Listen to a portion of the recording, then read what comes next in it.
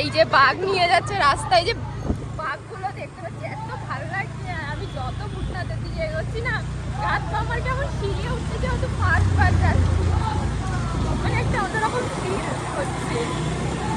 এটাই হচ্ছে ব্যাপার। আমাদের বন্ধু বান্ধব লাগবে না, রাস্তায় এত লোক আর সামনে এত বাইক, মানে আমরা ওটা করতে মানে মানে নিজেদের একা একা ফিল হচ্ছেই না, এত ভালো লাগছে, ভালো লাগছে।